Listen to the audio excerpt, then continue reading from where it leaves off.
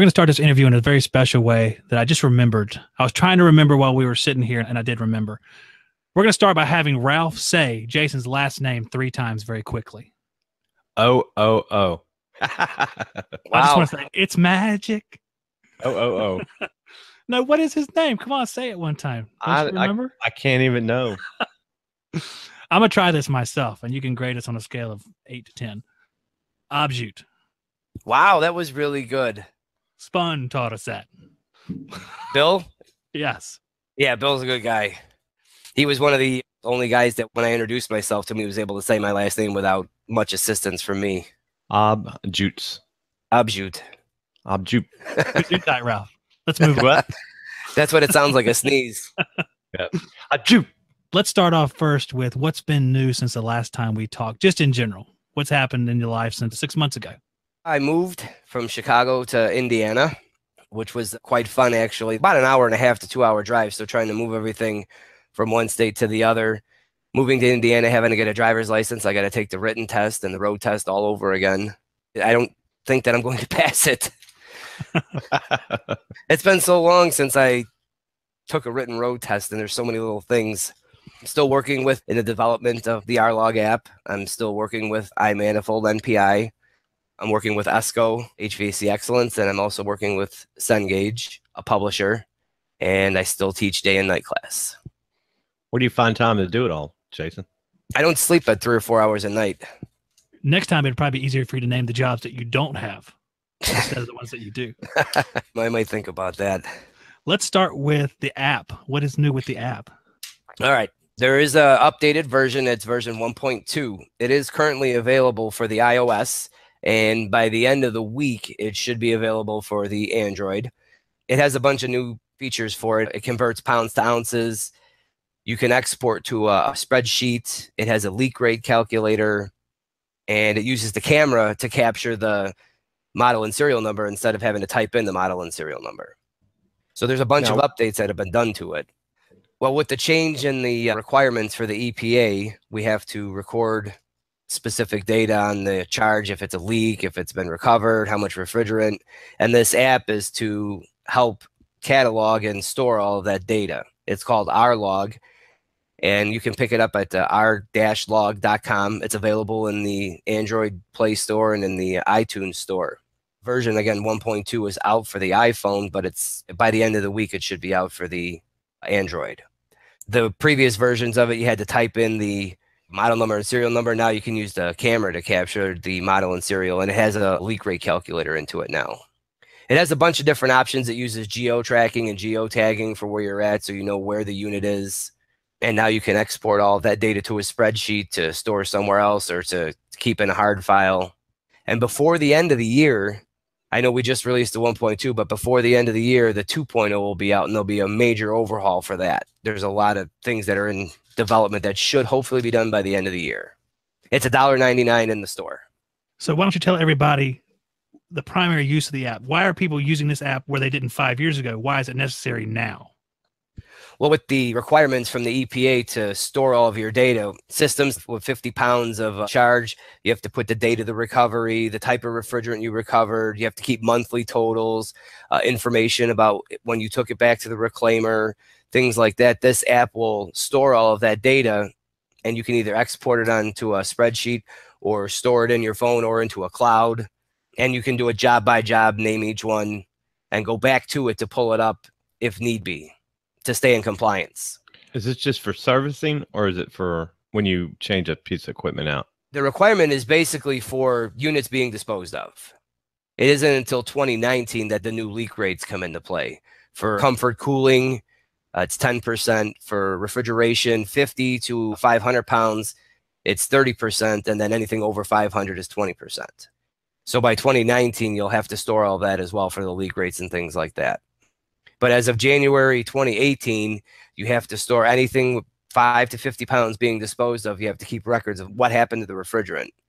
5 to 50 pounds, you have to put where you were, when did you recover it, what type of refrigerant was it, and then you have to have monthly totals. All right, this month it's 20 pounds of 134, 30 pounds of R22, and so on. And then when you bring it back to the reclaimer, you got to have paperwork on that. This app stores all of that data for you and allows you to recall it at any time.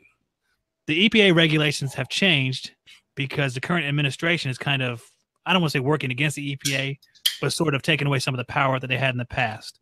How is it going to affect your application now and into the future? Because we interviewed Dan Foss a couple months ago, and they were telling us about some of the changes, how things were going to happen initially, and how it's kind of backed off a little bit. So has it backed off of the regulations that require this app as well? The regulations are still going to take effect. Where you're going to see the backing off is the enforcement. They're not going to have as many boots on the ground to run around and say, hey, I'm here to check your records. Where you will see it is if someone does take a picture or a video and turns it in to the EPA for the $10,000 reward, you're venting here. Now that we're here, where's your records? And if you don't have the records, it's $37,000 per record that you don't have. Wow. Kind of makes me glad I went to work at Supply House. Well, see, as an employee, if you work for a company, you don't, as the employee, have to maintain that. Your employer does. You're supposed to collect that information and turn it over to your employer. Once again, makes me glad I went to work at Supply House. Yes, that is a tangle of records to have to keep. It is. And trying to do it on paper could take up file cabinet after file cabinet, which is why the app does everything digitally and in the cloud and on disk space, where it's not a physical thing that you have to have laying around your desk. And it's generally how our industry is moving into a cloud-based system for all the tools, for all the reporting, and all that stuff is now stored in the cloud. So it's kind of natural to move that way with this sort of thing too. It is. So with the R-Log, how many people can be on one account? 15 employees, can 15 different accounts be on there? Right now, the way it works is each employee would have their own app in the phone, and then they would export it to a spreadsheet that they could give to the employer. And the employer could collect those spreadsheets, again, digitally on the computer, because you can email it. You can generate a PDF report and send it that way. At the end of each job, you could just send the report to your employer when you're done. Tell us a little bit about what we were talking about before we got started. You had some insight on what's going on in the EPA and the HFO and HFC refrigerants. Give us a little insight on that, because I thought it was really interesting what you were saying. One of the new switches that we're looking to make, it's called delisting. Right now, the EPA can't phase out a refrigerant. They can't say you're no longer allowed to make 134A. What they do is something called delisting it through the SNAP program. And they can basically say, you can make as much 134A as you want, but you're not allowed to use it here and here. Moving forward, they delisted 134A for cars and refrigeration units and things like that, and developed these HFOs, which are more environmentally friendly. There was a couple of foreign companies that sued, stating that the EPA overstepped their authority. They were not allowed to delist these refrigerants, and a couple of judges agreed with them. So 134A, 404A, these refrigerants that were supposed to be delisted are no longer delisted. And there was a whole industry set up to produce and get these HFOs out, get the education out. Factories have been built, and now everything's in limbo, whether or not this is going to be appealed, overruled. But it comes down to, are we going to use 134A, or are we going to use an HFO in this system? And right now, it's back to the way it was. We're using 134A, 404A, 502, things like that. We don't know if it's going to be appealed, and if it is appealed, if it's going to be upheld. Now, the HFO refrigerants that they're going to transfer to, which refrigerants are those? There's a couple. Option is one that Chemours. It's 450A, 448A. It's HFO, YX, and ZE. And a lot of the new car manufacturers, the 2018 cars, 2017 cars, already transitioned to those. They don't have 134A in them. Those cars are using, I want to say it's ZE or YX. They're both HFOs. And a lot of the transitions, the retrofits are being done to for Option or something similar. So are these manufacturers, like these car guys, are they going to transition over on their own because they know it's coming now? Some of them, the ones that already started, I want to say it's GM. They're doing it at the factory already. That wasn't supposed to take effect till 2020. But a lot of the manufacturers just said, all right, we're going to have to do this anyway. Let's just start doing it now. So they started putting, I want to say it's YX or ZE. I'd have to look it up. It's 448. You want me to go look? I have a brand new Toyota I picked up on Friday. I'll go look right quick. Does it have 134A in it? I don't know. I ain't lift the hood. You guys know who True, the manufacturer for the stainless steel refrigeration units? Sure. Yeah. They got rid of 134A, and they're using propane, R290. Yeah, that was going to be my next question for you. Are these guys doing it on their own, the 290 guys and the small appliances?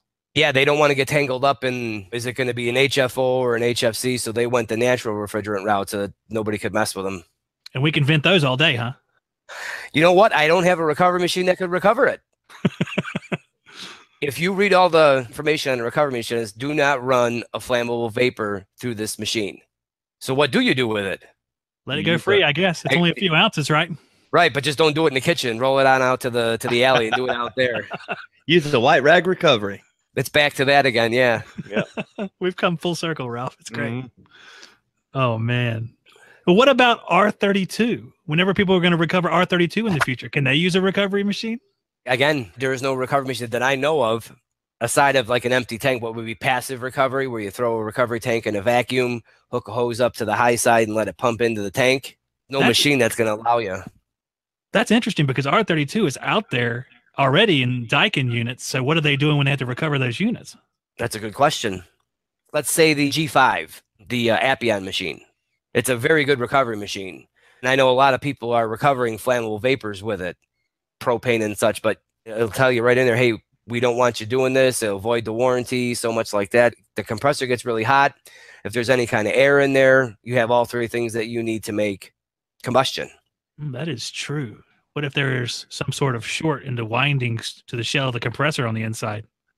Something like that. The only thing you're missing is oxygen. And if you didn't purge your hoses properly, you got a whole hose full of oxygen. Hey, no more kitchen at all. They're be getting new equipment. You want your burger extra crispy? The only good thing about right now in the U.S. anyway is that if the charge is above a certain weight, it's not allowed to be flammable. So we won't see a system with 10 pounds of a flammable charge that we're going to have to vent somewhere. It's only like 6 ounces or so. It's a small charge.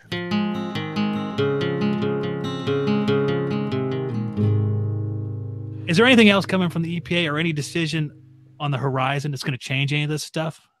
It's going to change this? No, these rules are set to go into effect. The only thing that's up in the air right now is what refrigerants are we going to be using?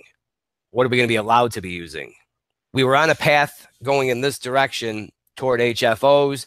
Everybody was getting prepared, manufacturers that make the refrigerants, that make the units. And now we've made a complete U-turn and threw everything up in the air and said, okay, wait a minute, maybe we're going back to this. What is your personal opinion on the refrigerants we're going to use in the future? Let's take ACs. Let's take refrigeration. What do you think is going to happen? I think they're all going to eventually be HFOs or a natural refrigerant, some sort of either a propane or a butane, even ammonia or CO2. I mean, 20, 30 years down the road. That's just my opinion. Do you think R32 is the successor for 410A? I do. As soon as they lift that ban on the charge, I do. It's a good refrigerant. It's not difficult to work with. I mean, the only thing that makes it tough is if, you're smoking. Ralph. Once again, I'm glad I went to work at the supply house. You'll be safe. I'll be safe. It'll still be in a box when we sell it. What do you think supermarket guys are going to be using on their racks in the future? I think it's either the 448 or the 450 right now. And I think there's two more in development, either at Chemours or Honeywell. The Honeywell is 450A and 448. A lot of the supermarkets are converting to that already. They're doing retrofits to those types of refrigerants as we speak. The days of having one refrigerant that can go in 6 different applications, like say 134A, you could put it in a refrigerator and a car and a walk-in cooler. R22 went into a lot of different things. It had multiple purposes. I think those days are going to be over, and we're going to be stuck with one refrigerant for one application. This refrigerant goes in this type of unit. This one goes into this type, unless we get into the natural refrigerants. That sounds like a good plan to me, because the last 10 years we have what, like 100 different R22 style retrofits for air conditioning? Yes. And believe it or not, that's what's killing the supply of 22. I don't know. There's a couple of different, like you said, replacement refrigerants for R22, but a lot of these guys are just topping off the existing R22 that's in there with this like RS44 or new 22. And will it cool? Most definitely. But when you recover it and you take it back, it can't be reclaimed. Mm-hmm. So the more that we do that to the R22, the lower the supply goes that's left in the field. They're paying good money for R22 to bring it in. We're getting $8, $9, $10 a pound to bring it back. But if you bring it back and it's mixed with new 22 or RS44, you get nothing. They have to incinerate it then. So that's going to dwindle our stock. We need to get out there that, hey, will it work? Most definitely. Should you do it? No. But unfortunately, it will work, and the guys are Right. going to keep on doing it. And those guys will not be buying the R-Log app more than likely. Yeah. That's like the dark side of the trade. We're not talking to those people. They don't listen to us. That's the cowboy side of the trade. No. I was a cowboy. It's not the cowboy side of the trade. That's just the guys You were, that they though. don't care. You were the one in white. It's the one in white. I was the good cowboy. Was it good cowboy, bad cowboy now? Yeah. Yep. I was the good cop. Yeah. I wouldn't do that. That's a bad idea. I like to see the R22 be reclaimed so we can use it after 2020 till it dwindles away and then we can't see it any longer, I guess. Well, it'll help keep the price down. The more we bring back, the more there is for future use. If we keep stepping on our own feet by mixing it with other refrigerants like that, there's going to be very little left. And what is left is going to be $2,000 a tank. Oh, God forbid that happens. What would be your personal choice if you were switching out R22 with a different refrigerant at this present time? What would you use personally? I would probably use new 22, unless, again, depending on the reason. 407C is a good refrigerant, but you got to change the oil. If I was just going to recover and swap out, I'd probably use something like new 22. I actually like RS44B. RS44 is another one that's just not as available around here. Same thing here. It's a newer refrigerant, and it's just suppliers just hadn't got their hands on it yet. MO99 is another one. Yeah, there's a lot of MO99. We don't have any RS44B here at all. I think there's one supplier here that sells it. Yeah, we have two, I think. I-Manifold and the train store sells it. So what do you guys sell, Ralph? We sell MO99 and 407C. Do you sell the BMP 407C with the oil mixed into it? Yep. See, now if you go buy a new compressor for a 22 unit, it's going to come with POE oil in it. A lot of the manufacturers aren't shipping compressors with mineral oil in them anymore. I know Copeland for years have had POE. So if you have an R22 unit and you go buy a new compressor, you might as well put 407C in there because there's already POE oil in the compressor. Right. That's what I did in the past. And I think it's ever since around 2014, they've had POE instead of mineral. Right. And that makes the 407C switch way easier. I used to teach the guys, what if I wanted to change to 407C without changing the compressor? We went through it. You'd recover all the refrigerant, cut the lines, take the compressor out, and dump all the oil into a measuring glass so you knew exactly how much oil was in there. Add, say, 10% for what might be out in the lines, and then you'd have to pour that much POE oil back into that compressor. I don't think Jason would like our method. No, I don't think so. We're not even going to go over it because I don't want to get yelled at. No, I'm always curious. No. We added POE to the mineral oil. That was existing already? That was existing already. And guys were like, ooh, they're like, oh, I don't know. And then all of a sudden the literature started to appear where some of the refrigerant manufacturers would support that because enough of the guys were doing it. Now, if you want to change all the oil, of course, that's the best. No one's going to say otherwise. I've done it for a few years now. How much did you put in? Usually it's around 20% of the original charge because whenever I was doing it, it was leaking anyway. So there's a certain amount of oil that had escaped. Right. But I wouldn't get it out of the lines anyway. So I really would never know. So I usually went with 20%. One of the things that we teach at the school is how to use a refractometer. Most people don't even know what that is. I put that on a thread, and the texts on the thread were just blown away. They thought it was some new tool or something. A refractometer just checks the Brix percentage of the oil, helps you identify if it's POE, mineral, or a mixture. It's a little piece that you look into. It's got a slide on it, and you drip the oil on there and look through the slide, and it'll tell you what you got. It was very popular back in the day when there were 6 different refrigerants that could be in one unit, and then went away, and now it's coming back. I've never used one of those, Ralph. Never heard of it. I'd look like one of those guys on your thread going, what is that? What you talking about, Willis? All you got to do is get a sample of the oil and squirt it on the slide, and you can look through there and see exactly what type of oil, if it's a mixed oil. And based on the percentage, you can see how mixed it is. Is it more mineral or more POE? It's just something I teach in the classroom, and the students really like it. No, that's really cool. Refractometer sounds old school. Yeah. And when you pull it out and look at it, it looks like something that you used in science class back in high school. I can see that. I get a picture of those old ship guys using a sextant to get where they're going. That's what I sort of hear when you do that. That's Navy stuff, Ralph. You appreciate that, right? Yep. How expensive is that tool? They're expensive. They're about $200. Are they really? Yeah. Come on, man. You work for I-Manifold. $200 ain't expensive. Well, for a student. Yeah, for a student it is.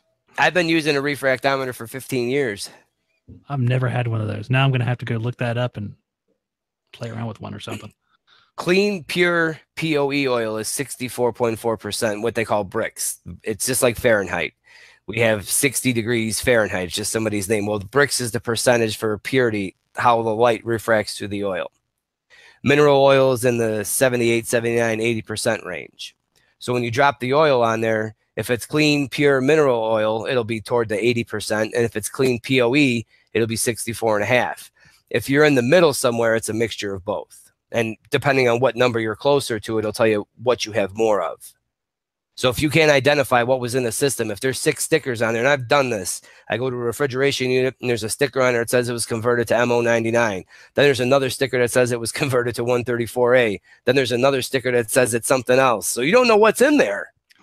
I pull out the refractometer, do an oil sample, and at least I can get a picture of, all right, what should I put in there? What type of oil is left in there? What does it look like? Does it work with other kinds of oils? You can do it with that. Vacuum pump oil is a type of mineral oil. Yeah, there's a bricks percentage for just about any oil. Man, I've never heard of that. I feel so ignorant right now, Ralph. Nah. It's old school. Every day's a school day, Zach. That's right. Well, I was more ignorant 10 minutes ago. So Now we're smart. Now we know what a refractometer is. that's right. Again, all you're doing is refracting light through oil to look at how pure it is or how clear it is. Its ability to refract light. Now I'm going to guess that this device can be used for more than just oil. Most likely if you had another scale, but the scale that's on it, the background is for oil, refracting through oil. But I'm sure you can come up with something that would let you use it for different types of liquids. It's just like a slide that you would put under a microscope, and it has a little eye that you look in like a microscope. Again, that gets back to going to the school and learning about things like this. Just the differences in the way the oils are, how thick they are, thin they are, how well they lubricate. Well, if you're working on something with 10 different refrigerants. Just today, with all the refrigerants that are out there, who put what in there? Yeah, exactly. Well, if there was a leak, like you said, you lost a percentage of the oil. And if this thing has been converted so many times, how much of the oil is gone? What type of new oil did they put in it? Hopefully there's an oil sight glass in there somewhere. You can see what the level is and how the color has changed over time. Hopefully it ain't blue. Blue or white or something like that. Or green. System was leaking. How to use dye.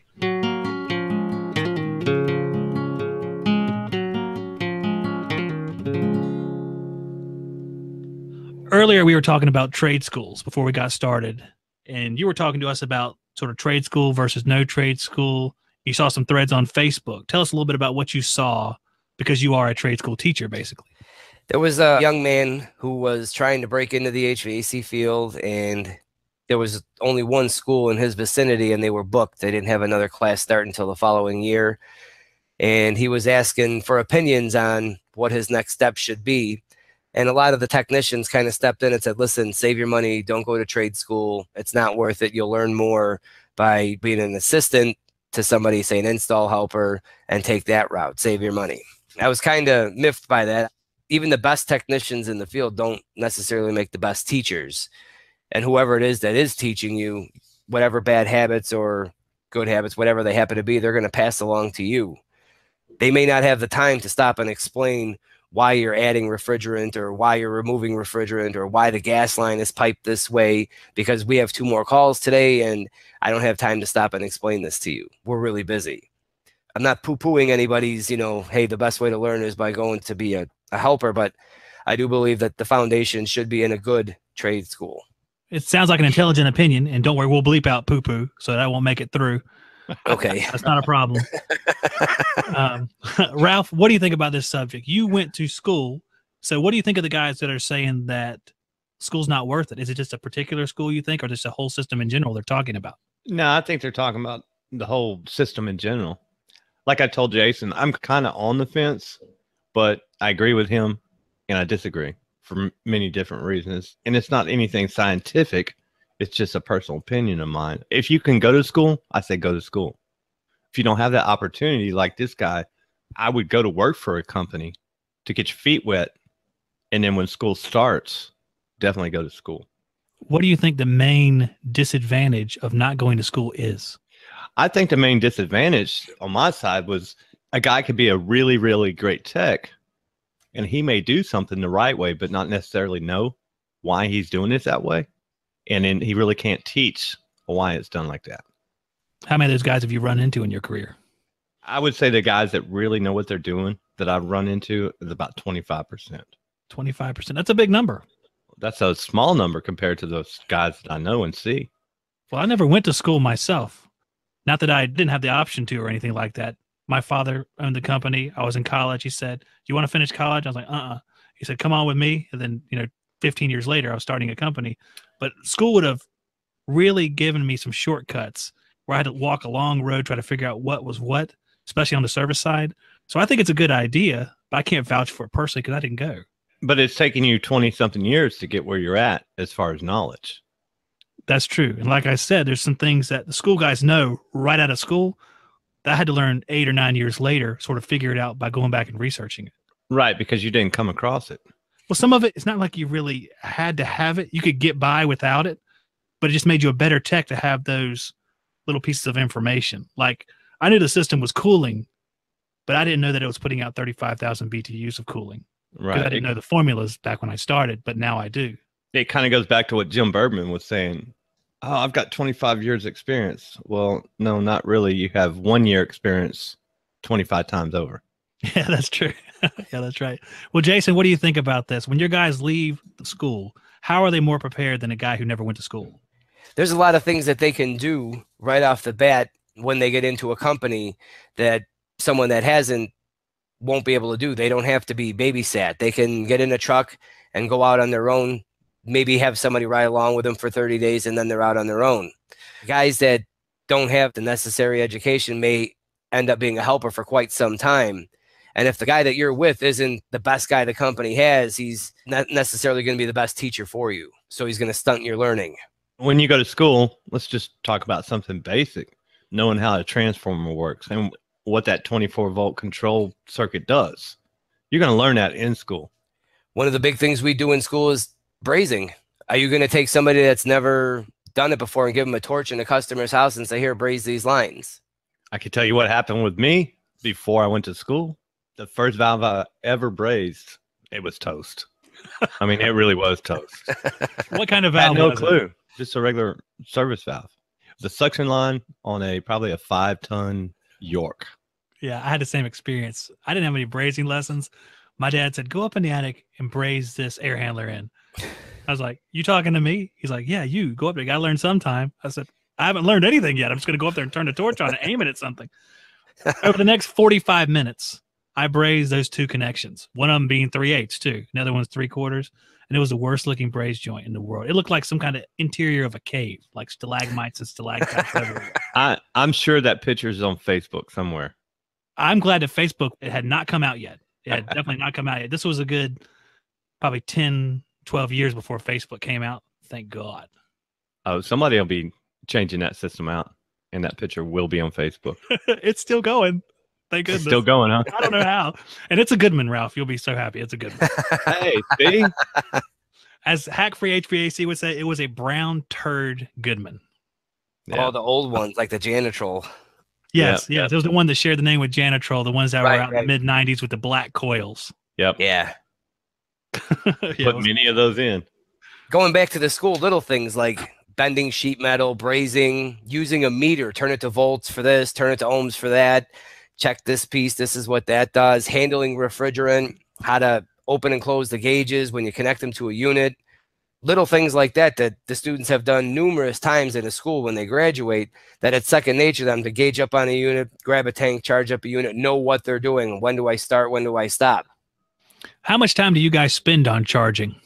Well, they're in for a year, and I want to say a month or two is just air conditioning by itself. Well, there's a refrigeration module that's 3 months long, and then there's an air conditioning one that's another month, and then there's an advanced air conditioning that's probably about a half a month. My lab, it's huge. It's 10,000 square feet. There's nothing but operating air conditioners, furnaces, boilers, refrigeration units. There's an install area where they work with sheet metal and torches and things. And about 70% of the course is taught out in that lab. If you had to pick one thing to say you were focused on, is there one thing you could pick, or is it pretty even? By us, it's kind of even. You got to hit gas heat really big because this whole area, it's really big. It's very dangerous. If you goof something up, somebody's going to wake up dead. Ralph, we've seen the blown up furnace, haven't we? Yeah.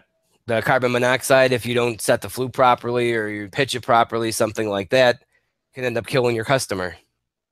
Do you guys study combustion analysis? A little bit, we do. I don't have the students necessarily buy one and bring it in, but we do have one or two at the school, and we bring them out in the lab and show the students how to use it. Well, the reason why I ask you that is Ralph has a buddy that is a teacher at a technical college, and he told Ralph his budget for the year, and it's so small he could barely buy a combustion analysis machine like one of the Bacharachs and one of the Testos, and he'd be out for the whole semester, right, Ralph? His budget is $1,000 per semester. I can't understand that. I hear that story so often. This is not per student. This is per semester. Right, for the whole program. He can barely buy a drum of refrigerant. Yeah, I hear that a lot. It's becoming to where the HVAC program, they're an afterthought. Any of the funding that comes in goes to the nursing program or to some other program, and then whatever's left gets shuffled down to the HVAC program. Why do you think that occurs? People don't see us as an advantage to work in the field as an HVAC technician. The thought that you should go to college, get a 4-year degree, and do something along those lines is pushed by guidance counselors at high school and even commercials that you see on TV. When's the last time you saw a commercial for the trades? Never. Exactly. So no one's putting any money into it. It's very sad. Thank goodness we have Mike Rowe. And even he's having a hard time making waves. Do you know what I mean? It's really sad because over our careers, my career in the field, 20 plus years, Ralph, 20 plus years, we've always been able to put bread on the table and been relatively successful over those 20 years, so to speak. So it's hard to believe it wouldn't be pushed more when you deal with all the college kids. And I see college kids out of work all the time because they can't get a job at whatever field they had aimed for originally. And $100,000 in debt. Yeah. Oh, yeah. Yeah. Right. Exactly. You're not going to be $100,000 in debt going to a trade school. No, that'd be a fine school. That'd be like a 6-year program. The masters in air conditioning. I like that. My budget is, again, because that's all we do is HVAC. We do have an electrical program now, but I spend that alone in sheet metal. We go through a couple $1,000s in sheet metal every year. I hope your buddy's not listening. He's going to be jealous. No, they can't even teach sheet metal. All they're teaching is just service skills. We do brazing and soldering, so we go through a lot of copper. A lot of schools don't teach the sheet metal and don't teach the torching because it does things to your insurance when you're going to have a bunch of students playing with sheet metal or torches. It does raise your insurance for doing business. Never really thought about that. I can see a bunch of kids burning down the school. Yeah. Kids running around with no fingers because the plenum cut it off. Wear your gloves, Charlie. That's right. That just reminds me of Facebook where all those guys refer to gloves as bitch mittens. Yeah. Every day I would wearing gloves, man. So do I. I don't know what they're thinking. It's all manly to have no fingers. I'll pass. Like the shop teacher when you were in high school. Yeah, missing a pinky. Yeah. That's exactly right. The stereotypical shop teacher with 3 fingers on one side. I got this in an accident in 1998. Well, now that I'm not working the counter anymore, it's not going to be a deal. But when I was working the counter, all those guys would wear gloves when they went to go pull an order. Because I'm going to tell you something. Pulling a 12-inch piece of pipe out of a bundle of pipe, it will cut you. I see people do it at Home Depot. Yeah, I tell you what, when they have those bundles of 50 foot of pipe, 10 and 12, and they wrap them about as tight as they can possibly wrap them, and you go to clip that thing with snips, I sit there trembling about to clip that thing with snips. I know it's going to bloom an onion. Fortunately, ours are laying down in the bin, and I just take my knife and I cut the little straps, and they can't go anywhere because it's just laying down. When you have to pull one piece of pipe out of that bundle, it's a smaller they are, the tougher it is. They get stuck so close to the 3-inch. Oh, the 3-inch. Oh my God. Trying to get those apart. It's incredible. Here's a question that's not really pertinent to this whole thing. We're just curious, or I'm just curious. Have you had any kids get injured during the program? I've had 1 or 2, yeah.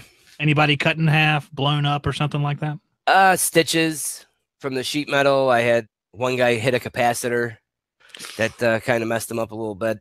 He was fine. It was just shock mostly. But for the most part, we've been lucky. We force all the guys to wear the gloves. We force them to wear the safety glasses.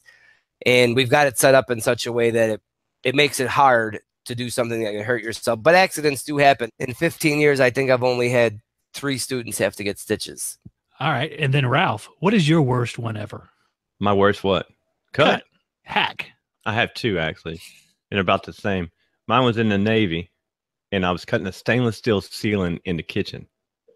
And the stainless wasn't very thick, but we had to put access panels in. and I was using a pair of straight snips trying to cut a square hole in the ceiling, which meant I had to grab hold of the sheet metal and pull it down as I was cutting, and my hand slipped, and I got a big old fish hook scar on my knuckle. Actually, I looked at it, and I could see white on my knuckle for like 15 seconds. It was white, and I said, "This thing's gonna bleed." And as soon as I said it, blood just started pouring out of my hand. I grabbed some paper towel, and I went up to medical. It was like 2 o'clock in the morning. I'm digging around all the cabinets. Of course, you go up to medical where they have all the pills, and you're digging around the cabinets at 2 o'clock in the morning. Somebody's going to be asking us the questions if you wake them up. Yeah. What are you doing? And I just showed my hand. He's like, "You're going to have to go to the hospital and get stitches." I said, "I'm not going to go sit in the military emergency room at 2 o'clock in the morning to get stitches. I'll be there all morning long. If you can't give me stitches here, give me a little butterfly Band-Aid like I was looking for." No. So they had to call the doctor because they couldn't get stitches without a doctor being there. "This guy's not going to go to the hospital." They said, "Well, stitch him up." That's my worst one. And then you stole all the OxyContin and got discharged from the Navy. Speaking of sheet metal snips, did you see Klein, that's normally known for their electrical tools and hand tools, is starting to break into the HVAC field with some newer tools specifically related? They're going to be coming out with snips, and some of their newer nut drivers are more geared toward the HVAC guys. Well, I hope they took the Midwest design because I really like that design. The big offset. Yeah. Man, that's kind of exciting. I didn't know Klein was doing that. I'll check that out when we're done. I beta test some of their tools at the school with the guys. The slide drive that recently came out, the nut driver 1/4 inch 5/16, and all you do is slip the head up and down, and it switches from 5/16 to 1/4 inch. They're coming out with some sheet metal tools. The duct knife for the flex duct, they're yellows. The greens and reds should be coming. And the crimpers, they got a nice set of crimpers. They're going to take over. I really like Midwest too. I think Midwest is great. Hillmore's snips and things like that are pretty heavy duty. Did you test those nut drivers? The Hillmore's? Yeah. I have not. Yeah, they're not good. We don't want to say anything negative about Hillmore, but those things are horrible. The compact bender's great. The nut drivers are bad. Their tubing expander, while it's expensive, it's one of the best on the market. We did that last podcast. The best tools that we've used. $385 or something. Especially if you're having to buy fittings, it'll pay for itself. Well, you figure whatever tool I'm going to buy for the school is going to get used in, say, 1 year like it would in the field for 15 years because I'm going to have 150 students beating the heck out of this thing. Yeah. And the hydraulic one that Hillmore came out with, the tubing expander, it stands up to the beating. They drop it. They misuse it. We have 3 of them, and they're all up and running like we just bought them yesterday. Oh, you've never changed the oil on them? Nope. I changed the oil on mine. Never had to. Changed the oil on mine. He's got a video of it, too. Yeah. You do? Yeah. You know, we both agreed that the hydraulic swager was the #1 tool. Yeah. We love that sucker. It was great. It is awesome. We used to use a couple other ones. The Yellow Jacket is a big hand one. You got to have both hands to do it. But the pin that goes through there, the axle pin, would always wear through. So eventually when you close it, it wouldn't open the copper all the way anymore. See, I didn't keep mine around long enough for that. Take about a year. I'd have to keep ordering those pins, and eventually they'd stop selling them to me. They wanted me just to buy a whole new one. Oh, man, come on. And they're a sponsor of ours, too. They need to make a hydraulic swager. That's the way to go, right? I don't think there's any better way to do it. We'll have to tell them, Ralph. Make a hydraulic swager. Let's see if they listen to us.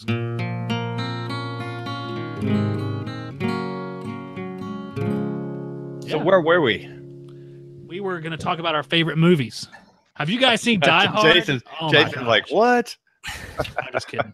We have one more thing on the list to talk about, and it's what's new with I-Manifold. There's actually quite a bit going on. Not a lot of it's going to happen in the near future, but within a year or so, they're going to be making some announcements at the AHR. I'm not sure 100% what, but I know there's a couple of new tool manufacturers that are going to be working with us to port the information into the app.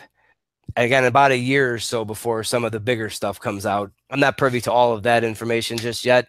They're looking at voltmeters that will be able to port the information into the app and populate the app so that we can calculate EER and things like that, watts. And there's a few different manufacturers, I believe, that are going to be on board. I want to say he's going to announce it next week. Oh, so this is coming real soon. The tool manufacturers, yeah. The other stuff we'll see at AHR in Chicago. I'll be there. Cool, in Chicago. Yeah, at McCormick Place. Have you guys, either one of you, ever been to an AHR expo? No, I'm going next year though. We were both banned for life. No, I'm going next year. No, I'm just kidding. I'm kidding. The YouTube did us in. Oh yeah. There's usually between 25 and 30,000 people at this thing. Yeah. Now I'm going next year when it comes to Atlanta. It's Atlanta next year? Yeah. Every third or fourth year it comes back to Chicago. And the crappy thing is it's in January. When it's cold and snowing. McCormick Place is right on the lakefront. Oh, miserable. It is. It's terrible. And trying to find parking and then walk all the way there, it's a pain in the butt. Uber, man. Uber. I stay away from Uber. Want to get murdered? Try Uber. Don't you read the stories? No, I'm never going to go into an Uber, I don't think. Ralph can use the Uber to get around Canton. No. My son does, though. They just got hacked and all that information was put out on the internet. Oh, wow. My son, me and him got into it on the service call one day. The last day he worked with me 2 summers ago about politics. And we was at our first call. He got it out of my truck. He slammed the door. And I looked over and said, "You forgot your shoes." He'd take his shoes off while we were driving. He gets back in the truck, grabs his shoes, slams the door, and starts walking. I asked him about 3 days later, "How'd you ever get home?" I called Uber. We were 30 miles away. Oh, my gosh. That's one thing I keep out of the classroom is politics and religion. Yeah, you have to. That's a good plan. Me and my own son fought about it enough to where I didn't talk to him for like 3 days. It happens when I'm teaching. It doesn't matter what religion you are, what political affiliation you are, what nationality you are. If you're sitting in my class, there's a reason you're there and you want to learn. You got to keep all that other stuff out. Let's just do air conditioning. Right. Yes. Or heating or ductwork or boilers or whatever it happens to be that day. Your class starts when? They're random. We have 4 day classes, 4 night classes, and I have like 6 different teachers. And the day class will be 8 months, and the night class is a year. So like every 3 or 4 months, I have a class starting, whether it be a day class or a night class or something along those lines. So it doesn't start like January 1st? No. Again, it's not always me. I have 4 or 5 other instructors that work there. And we have 4 classrooms set up for HVAC. During the day, there's 4 classrooms running, and during the evening. And you stay with that same instructor for the whole ride. So if you started with me on March 1st, 8 months later, you'll finish with me. And then a week later, my next day class will start, whatever that happens to be. It's not like a college schedule where there's classes and terms and things like that. So you're teaching night classes and day classes? Yes. That's why my days are so long. You leave at 6 a.m. You come home at 12 midnight. Tell us one thing. Why do you do it? I like teaching. That moment where the student gets it and finally opens their eyes and says, "Oh, now I get it." When they graduate, they get a job. They'll come back a year or 2 later in a way better place than they were when they were in the classroom. Feeling of accomplishment. Their accomplishments are my accomplishments. Day class and the night class, it doesn't really make a difference to me. I do both for now. We'll see if that changes moving forward with all of this driving and all of these hours and lack of sleep.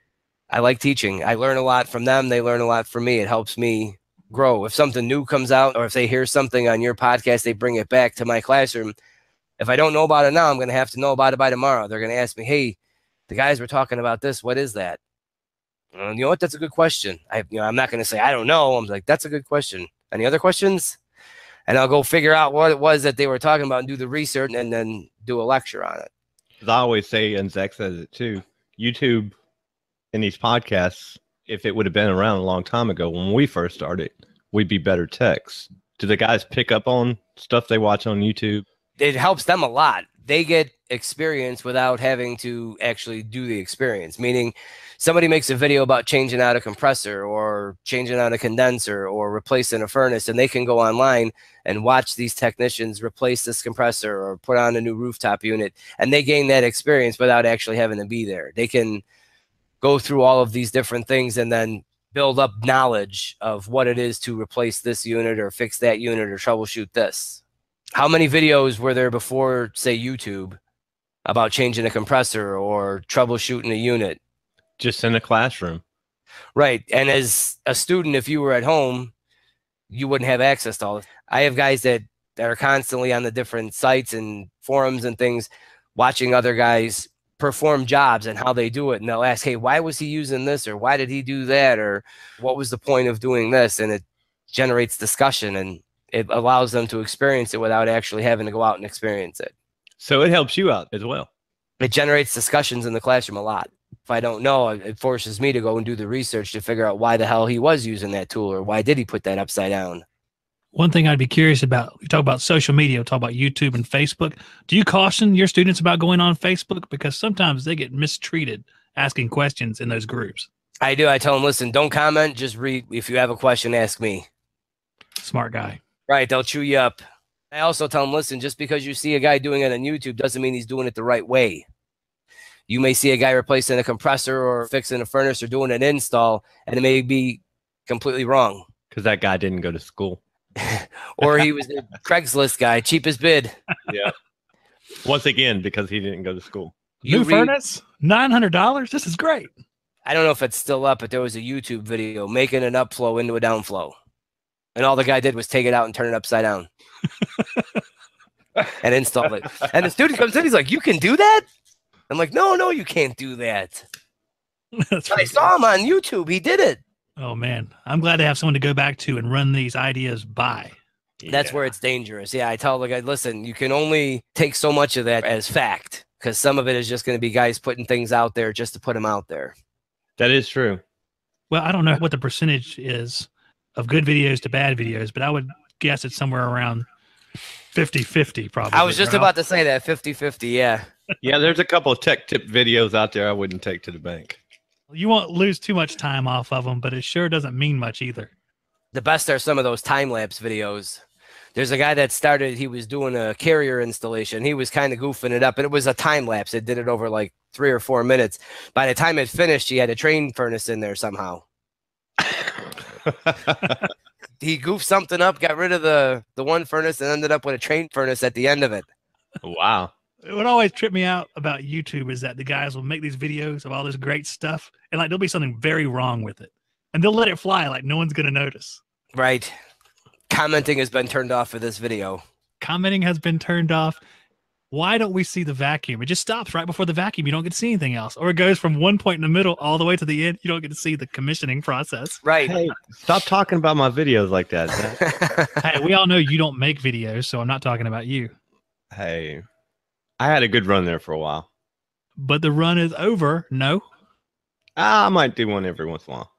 No, talk about putting something out just to put it out. That's what Ralph's video is going to be. Here's a tour to supply house counter. Here's the warehouse. We got a new stapler. Yep.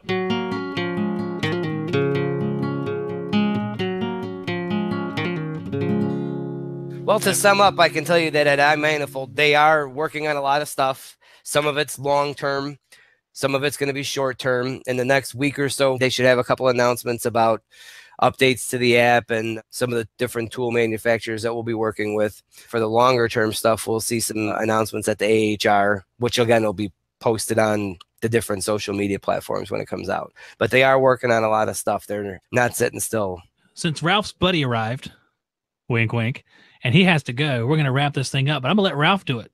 And he's going to do it his old-fashioned special way where he says something clever and doesn't bypass that and just go right to the ending. Go ahead, Ralph. I always said the same thing. Hey, Jason, we want to thank you for being here. If something new comes up with the EPA, we definitely want you to come back. But with that, I bid you farewell and adieu. If you like this video, please try out my podcast, HVAC Shop Talk and the Tradesman Podcast. You can find these on Stitcher for Android, Podcast Addict for Android, or the podcast app for iPhone.